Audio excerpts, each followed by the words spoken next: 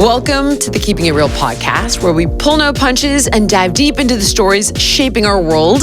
Today, I'm thrilled to be joined by none other than the reigning queen of media, Megyn Kelly, host of the Megyn Kelly Show podcast. Megyn's going to be breaking down some of Trump's most controversial cabinet picks. The things that make Matt Gaetz repellent to many people are the very things that attracted Trump to him. And what their impact means for the political landscape. It needs to be somebody who's a little seedy But and Megyn, what if not that afraid stuff of getting his hands is dirty. true? And yes, we will touch on that infamous Joe Scarborough Trump meeting. Check it out. Go yourselves.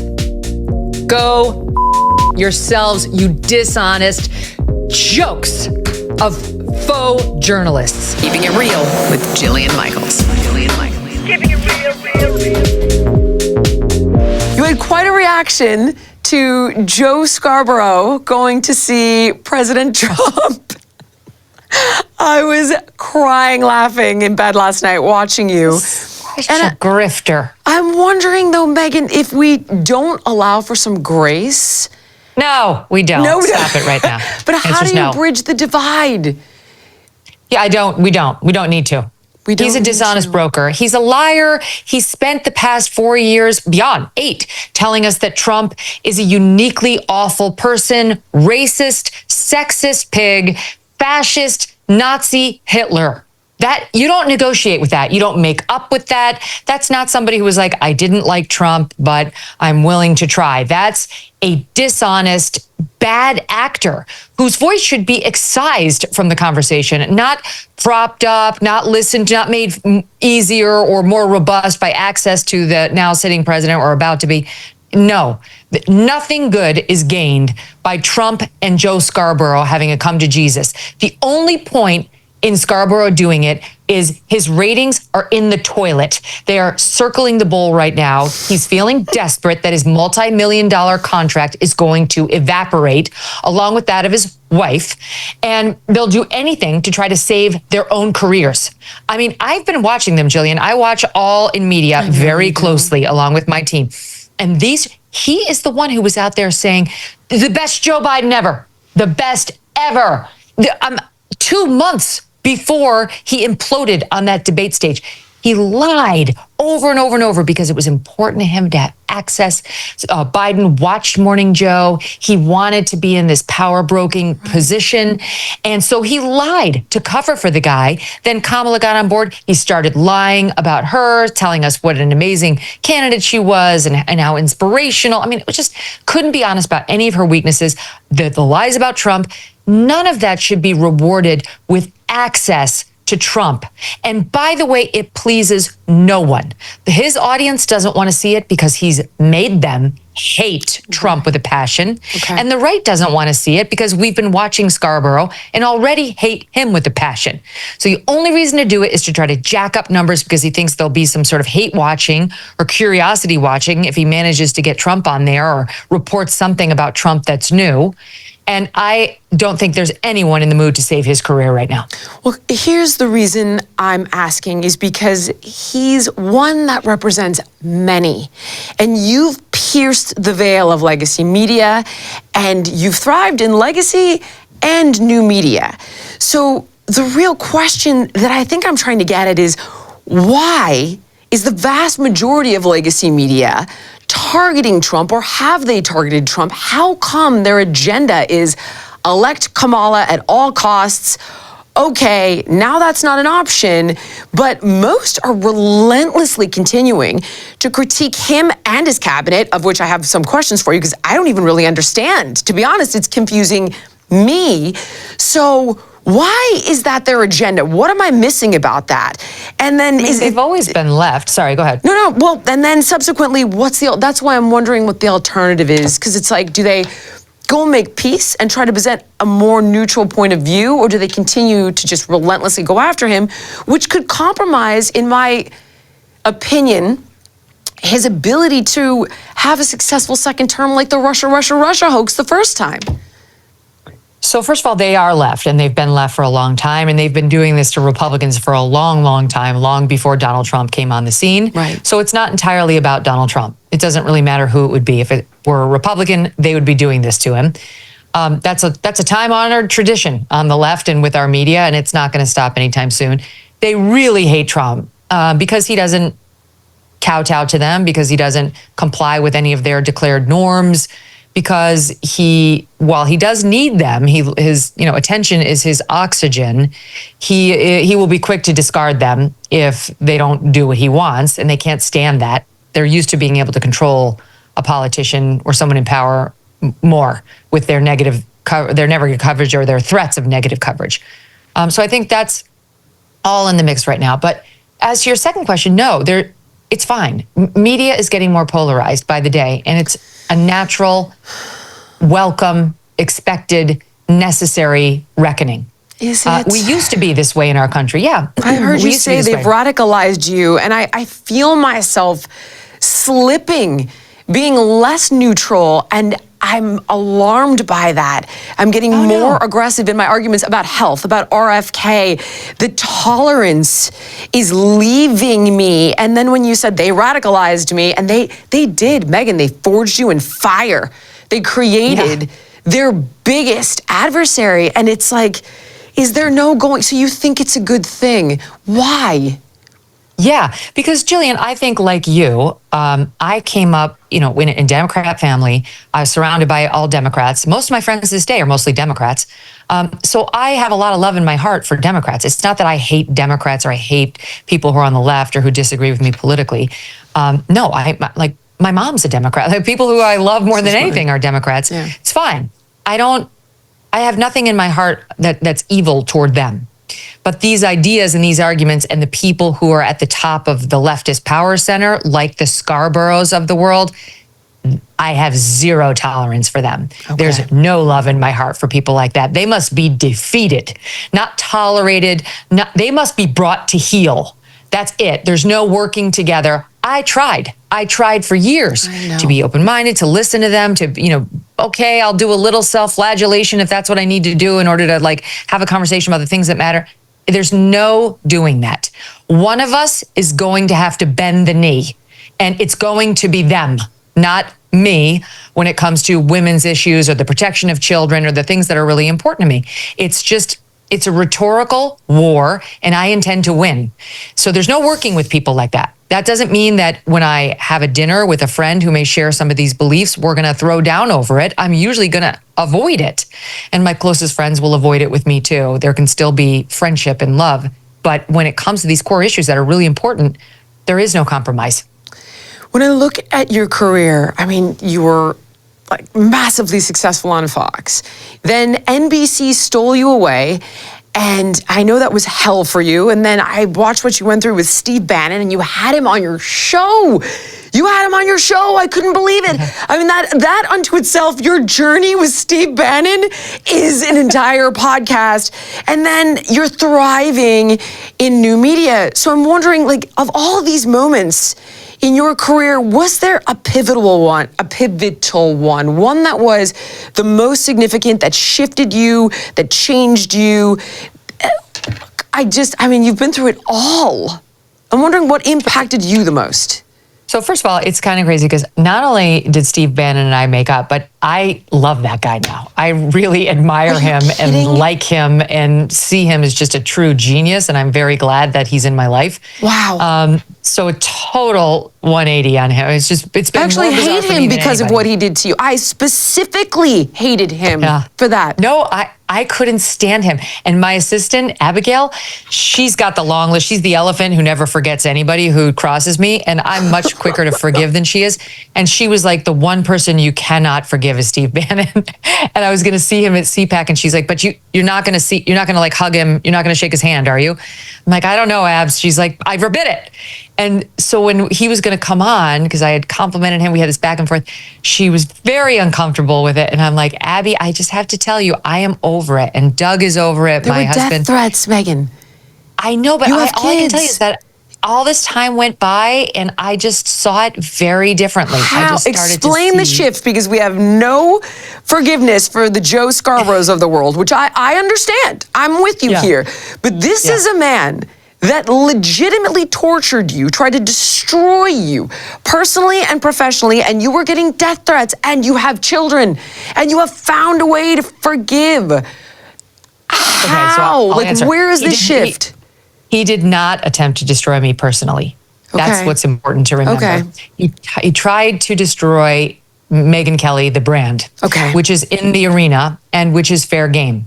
Now, it happens to be attached to the real me, but that was never, his goal was never to hurt me or have me, beaten up on the streets of New York. His goal was to silence me and undermine my credibility because I had hurt Trump, or in the view of some, I had tried to, which wasn't my goal in asking that debate question. I just was throwing fastballs at everybody, and Trump's weak spot was very obvious.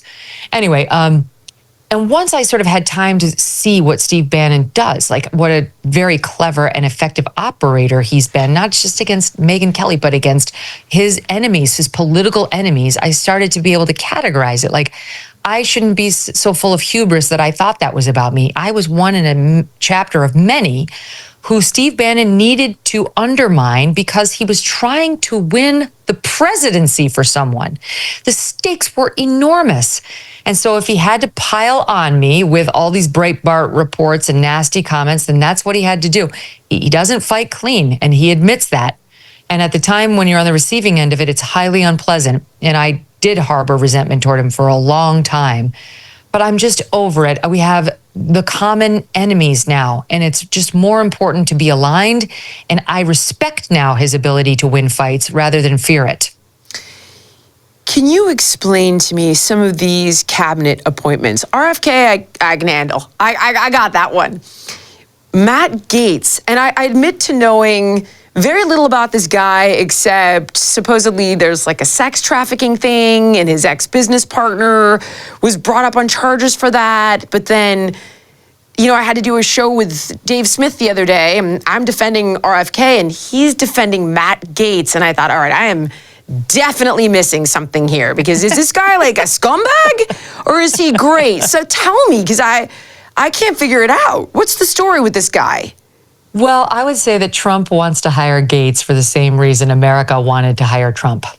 Okay. Like, he's a fighter, he's a disruptor, he's a middle finger. And Trump really wants all three of those things at the top of the DOJ for obvious reasons. You can't think about it the way we used to think about this position, where you'd elevate somebody with a sterling legal resume who is beyond reproach ethically to go in there and be like the top lawyer of the top lawyers, the boss of all those brilliant minds who came from Harvard and Yale and University of Chicago Law School. It's more like, who's going to go in there, double barrel, the double middle finger, like, no, FBI, you will not be investigating some woman who's going to be praying outside of a Planned Parenthood silently. No, you will not be infiltrating Catholic churches to spy on the congregants. No, you will not be indicting James O'Keefe because he tried to buy the Ashley Biden diary, which, by the way, is not a crime at all. You will not be using the power of law enforcement to harass people whose political views you object to. You will not be labeling parents who object to the COVID protocols as domestic terrorists.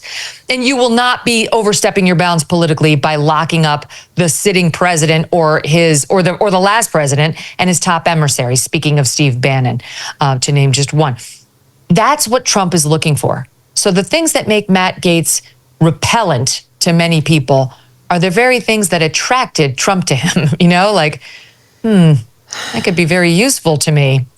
Like, I need exactly that. I can't actually afford to put somebody who speaks the Queen's English, or now King's, in this position and have tea at Buckingham Palace. It needs to be somebody who's a little seedy but and Megyn, what if not that afraid stuff of getting his hands is dirty. True? Because that's pretty repellent. I mean, if we're getting into sex with minors and sex trafficking is good. If that's like proven, that, it would be a deal breaker. Okay. But tell me. Let me tell you something. Here's what you don't see in all the short form reporting about Matt Gaetz. And I say this understanding they're about to drop the leaked report on him. So we'll see what the House Oversight Committee found. But what we're hearing so far, and what the Washington Post reported, a left-wing paper in 2022, when the DOJ was about to drop the charges, not drop, but like had decided not to bring charges against Matt Gaetz.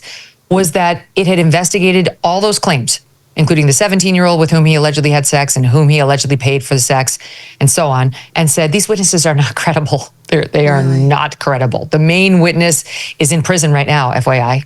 And his chief crime was making up crap about a political adversary, falsely claiming that he had been having sex with underage girls. So it was almost the exact lie, the exact story, and it was a lie in that case, that he's now peddling about Matt Gaetz. And the 17-year-old herself was deemed totally not credible by the Department of Justice. The went away. Like, I'm trying to maintain my ability to see warts on both sides. And it's like, really? Like, the business partner has, I think, numerous sex trafficking charges or something.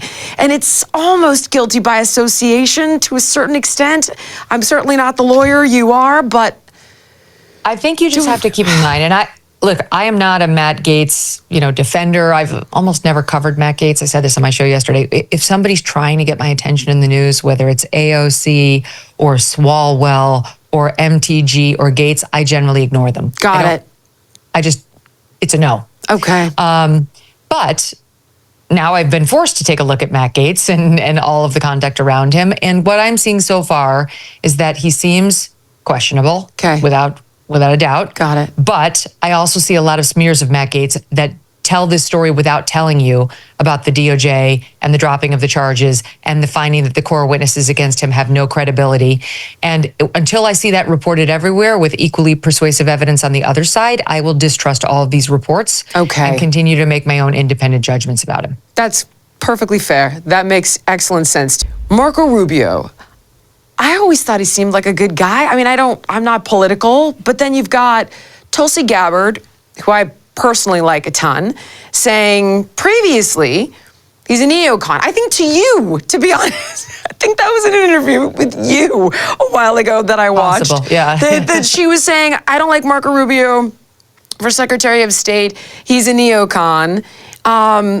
And then other people are thrilled and overjoyed because it's peace through strength. What is your opinion on this guy? What is his record?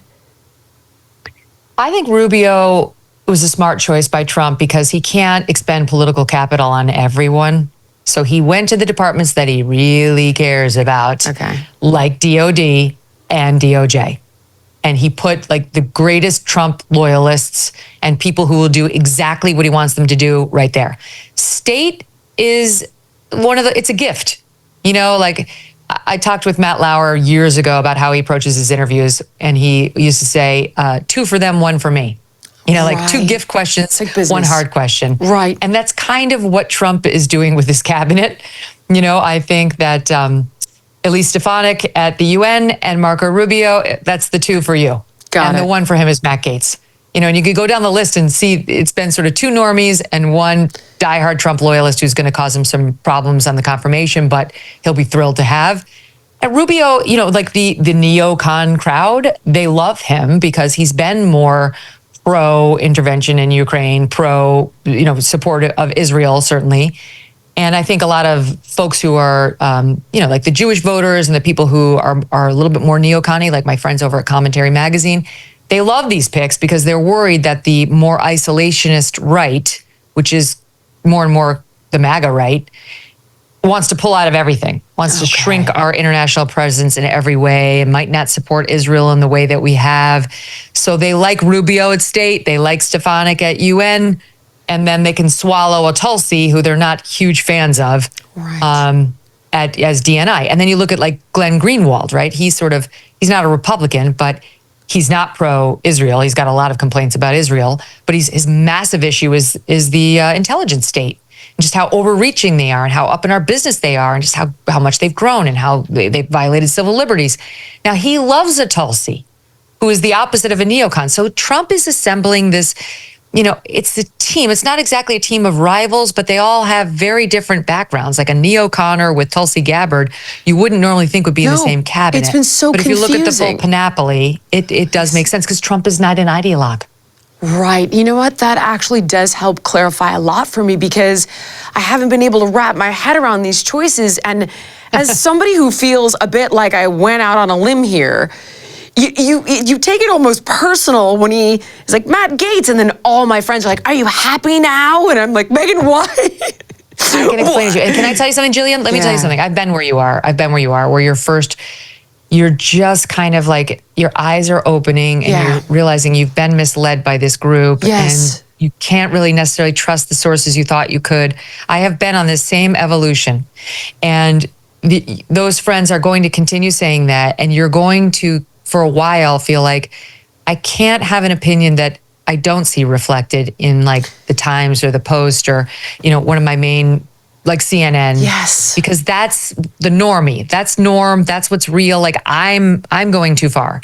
And then you will cross over to the point where you realize these fucking guys have been lying to me for years and I just didn't see it.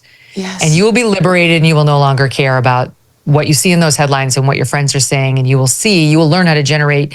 Now, and I'm not a conspiracy theorist. I don't go to the dark pockets of the internet. I just meticulously research both sides. I start on Real Clear Politics in the morning. I read editorials from the left and from the right. I listen to Morning Wire from the Daily Wire. I listen to NPR. I listen to the Daily. I listen to the editors from the National Review guys. But that's my job, right? Take in as much news as possible. But to make sure you know what's true and not be spun left or right takes a lot of work. And when you're breaking out of the indoctrination of the left, you have the feelings you're having right now. Speaking of Tulsi for a second, how do you feel? I mean, I would like for you to jump down my throat if I'm misguided here. But when she talks about needing diplomacy with monsters like Assad or Putin, I just think, well, didn't Reagan talk to Gorbachev and didn't Kennedy talk to Khrushchev? And what's the alternative if you don't talk to these guys? What good comes of it? And then I find myself in a situation where, again, I'm defending RFK, but there's a conversation going on that Tulsi is a Russian asset. Didn't that come from, she did too well in the 2019 debates, and for some reason the DNC went after her? Because she was a Democrat 5 years ago. What do I not understand about the history of this, which is kind of everything? What is the history of this? And what are your thoughts on this? This was started by Hillary Clinton. Why? She started the Tulsi because Tulsi was a rising star within Democratic politics. She had all the boxes checked. She was a woman. She was a minority. She was the first this and the first that. And she was a combat vet, beautiful, well-spoken, amazing. And then she started to be kind of open-minded to what Bernie Sanders was saying, and maybe had some problems with the Hillary Clinton messaging and having Hillary shoved down our throat as the Democratic nominee back in 2016. Yes. And spoke up about it and started to make enemies in the party because of that. And then was outraged when she found out the DNC cheated on behalf of Hillary to try to make sure she got the nomination and screwed Bernie. And she was angry, and a rift was formed. Then Hillary Clinton called her a Russian asset, just like Hillary Clinton's campaign was the one that made up that Donald Trump was a Russian asset. Dossier, the Russia hoax. Her campaign made up all the stuff about there being a server in Trump Tower, and Don Jr. was using it to communicate. Those were lies made up by the Clinton campaign. Hillary Clinton absolutely loved making up lies in her campaign about the Russians interfering against anybody who she didn't like or wanted to undermine. Tulsi was just one of them. Then Tulsi, an independent thinker, quite obviously, winds up leaving the party. And then she says, this war that is going on between Russia and Ukraine didn't have to happen. If we had just listened for a minute to what Putin was saying about how it was genuinely important to him that Ukraine not be, that NATO not be expanded by allowing Ukraine potentially to join it, this whole thing could potentially have been avoided. And was it really so important to us that we not say that? Couldn't we have said that? Couldn't we have listened to him? The other major nuclear power in the world, maybe that was worth more than a day's worth of thought.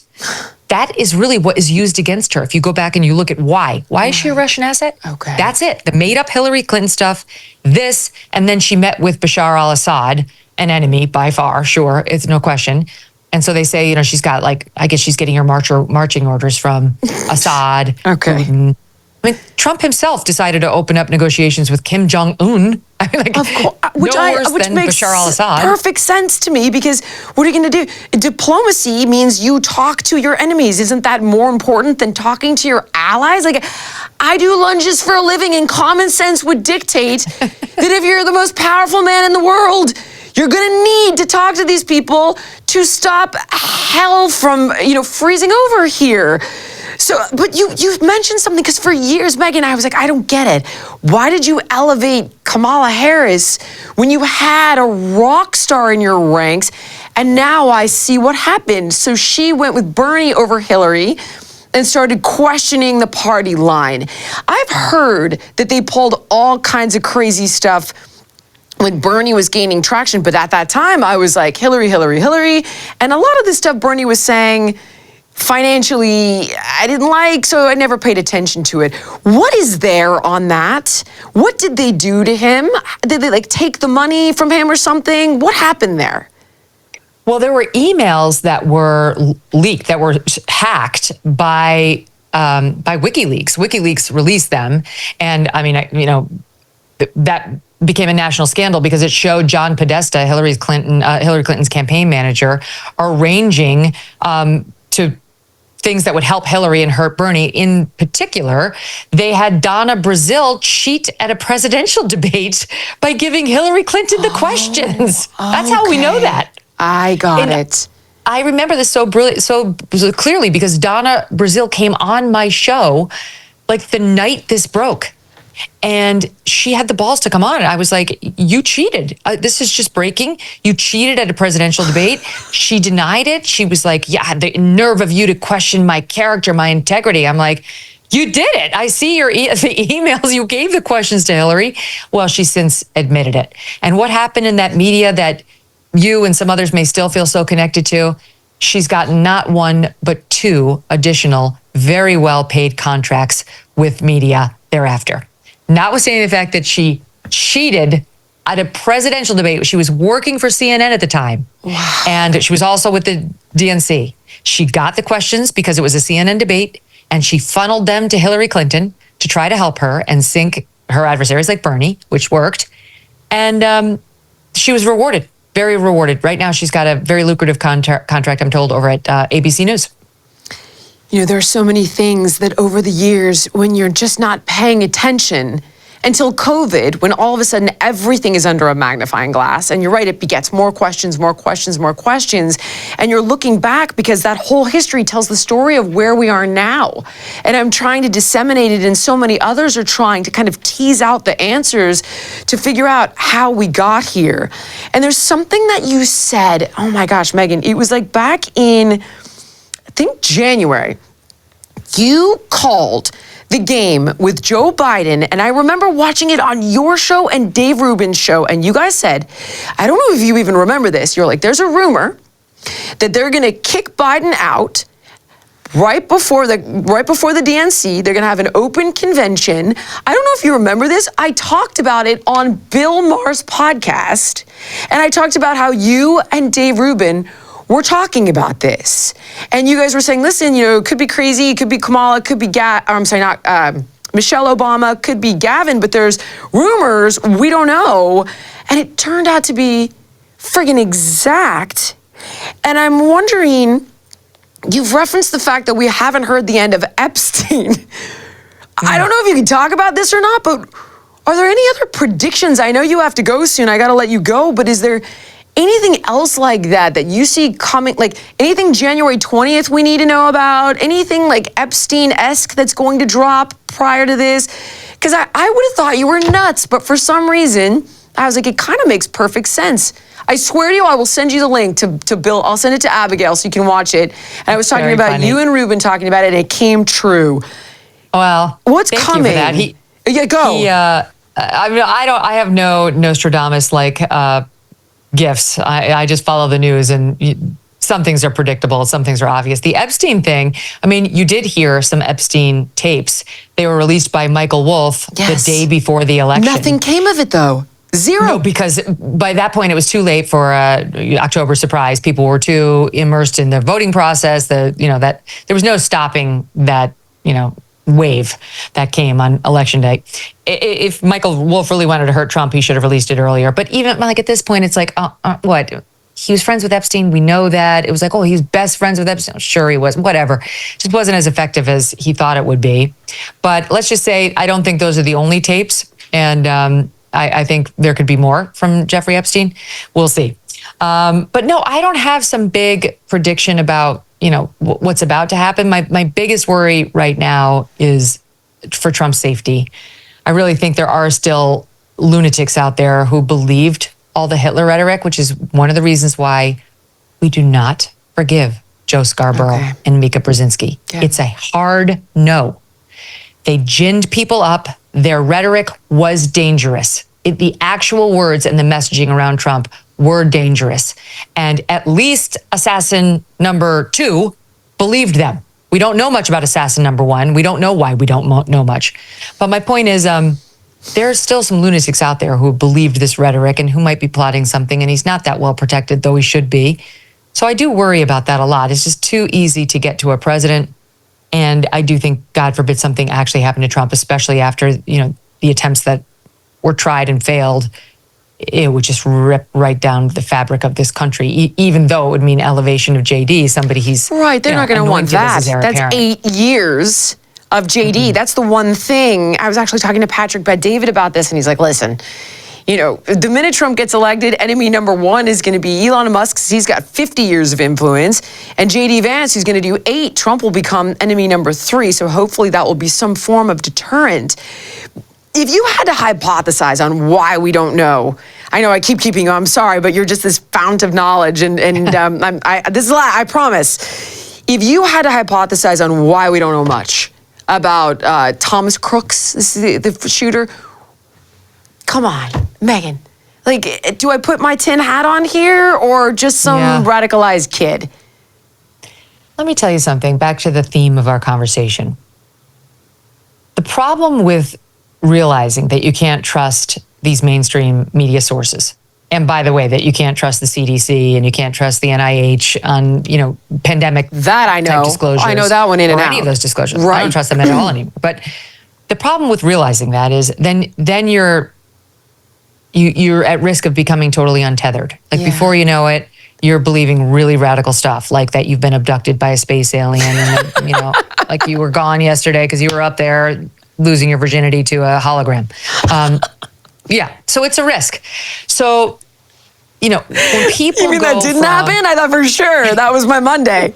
All right, good to know. Thank you. It's too late for you. I know, right? Oh my God. Okay, forgive me. Go ahead. So part of the challenge in recognizing what liars the left is not getting so freed up that you lose your tether to reality and start seeing conspiracies everywhere. Yeah. And my general philosophy is if you think everything is a conspiracy, it's you. Got it. If you believe in a couple, you're probably fine. Because, COVID started in a lab, that was a conspiracy. A lot of our best facts have turned out to be started off as conspiracy theories. But if you believe all of them, and some people believe all of them, it's probably you, and you might need to change your media diet. Now, the thought that the Secret Service was in on the attempted assassination of Trump, or that the government unleashed the attempted assassination, is not outside the realm of possibility. It's just not. I mean, we don't know fully what happened with JFK, RFK. RFKJ thinks they were both killed by the CIA. He told me that directly. Right. We don't totally know because there hasn't been transparency with this guy. I'm not willing to go that far, but I am willing to say there's something there that has led them to not give us the full story. And it's something that doesn't make them look good, the government. Otherwise, we'd have it. They're not trying to protect crooks, that's for sure. So he was dealing with someone, or their level of incompetence was so gross that they're protecting themselves in some way. And I just don't know how bad it is, right? Like, how deep does that go? What exactly are they trying to protect? So we're going to sit back and let the facts play out. Basically, same as Gaetz. We're going to just be Skip, got it. Independently thinking. I mean, yes, but it's yet another reason why it's such good news that Trump got elected. And it's why I'm not really that upset at the thought of Matt Gaetz taking over justice, because I get it. We need a middle finger in these organizations. We need somebody who is like, F all of you. I'm disassembling your shitty system blinking problems, and we're starting anew. The FBI, down to the studs. We need to rebuild. This is a corrupt organization that is politically in the tank for one side and against the others, and is supposed to be a law enforcement group. Right, like, of course. You could say this about so many of the guys, like the FDA, you know about this, Oh Jillian. my God, the FDA, the NIH, the CDC, the revolving door between government and industry. I could write 10 books about it. I know it inside and out, but your world so let me put it to you this way. is Let me put it this way. completely foreign to me. Who gives a shit whether RFKJ had an affair with a reporter? Right, or like left a bear in a park. Yeah, I mean, get over it. He's eccentric. Right. I want him to fix the revolving door. Get it. And it's kind of like the Matt Gaetz thing, only in a different department. Okay. I get it. I appreciate it. Megyn, thank you. I know you need to go. You got to go do your show. But I mean, I feel like this is ridiculous. It's like, where can we find you? I mean, everywhere on your show, which is massively successful everywhere. YouTube series, but anything should I drive anybody anywhere? I mean, my God. What? Well, the best place is just youtube.com/Megyn Kelly if you want to see it. Or you can do any podcast, feed. And if you want to listen to us live, that's sometimes exciting. You got to do that on Sirius XM channel 111 at 12 noon. Thank you. Eastern. You are the queen for a reason. I appreciate It's my pleasure. Real, Julian Michaels.